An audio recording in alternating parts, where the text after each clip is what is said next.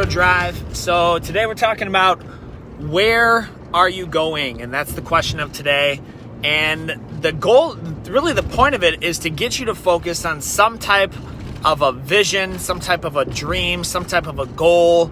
Like that, if I were to ask you what your goal is, call it 10 years. It doesn't have to be 30 years down the road. It's great if you can. But even 10 years down the road, you should be able to answer that. Maybe not down to the micro details, but definitely down to the macro. So one thing for instance, one thing I will not be doing, no matter what they pay me in 10 years, is driving a semi-truck. Like, that's the thing where I've told everybody, I don't care if that job becomes $1 million a year job, I will not do it.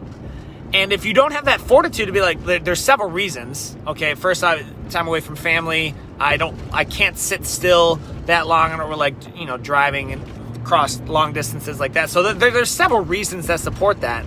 But if you don't know where you want to go and why you want to go there, more importantly, what you don't want to do or what your absolutely nots are, well, then what you're going to do is you're going to fall for, you're either going to fall for a job that pays well.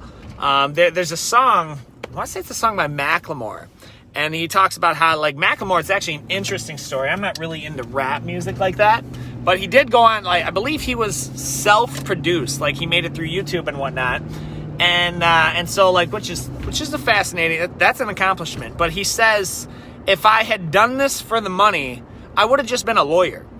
Okay, now I'm not dodging on or dissing on lawyers. Okay, everyone probably needs one at some point. But I am saying, if you follow the money, you're not going to be happy with the results. You're not going to be happy with, you're going to be all over the place, because I guarantee you there's always going to be a better gig. There's, again, nothing on them, but there are these entrepreneurs, they're changing careers every 4 years because they're going to what's super lucrative at that moment. When I started my first business when I was 18 or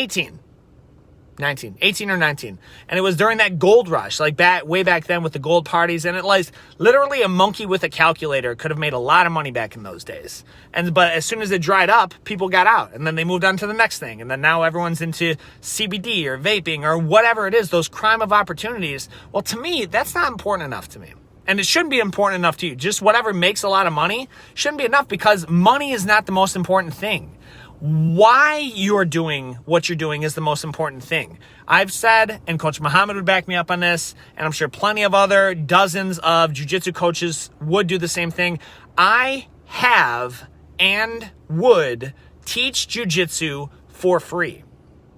In fact, on the converse, I paid a lot of money to learn jiu-jitsu and train jiu-jitsu. And so that whatever you would do for free, whatever you would do for free and or you're paying to do, that should really sort of dictate your goal, at least your goals or your visions, right? that's a pretty good indicator. Now, I can't tell you exactly what that looks like for you, but if you're just, if I ask you what's your 10-year goal and you're like, I don't know. I mean, I heard the fail safe is I heard this makes good money. Well, that's good. You got to pay bills. I mean, you got to pay bills. You got to stay alive. Does it make you happy? Well, I don't know. It's a career.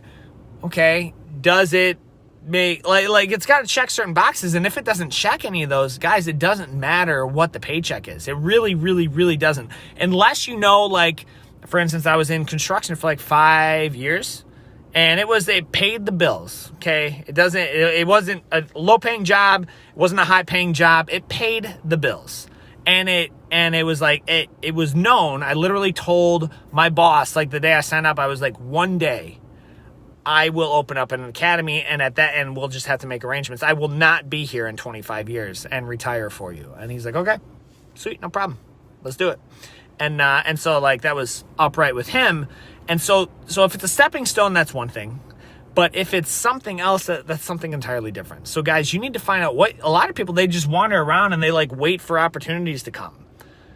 Well, you're not going to recognize an opportunity if you don't know if it aligns with what you want to do. You have to know what you're going to do.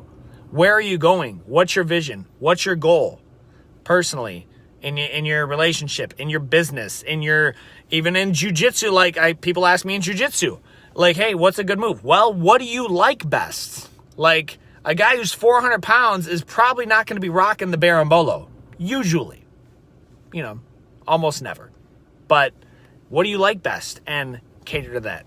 Guys, I'm Coach David with Metro Jiu-Jitsu. I hope that helps. And more importantly, I hope to see you on the mats.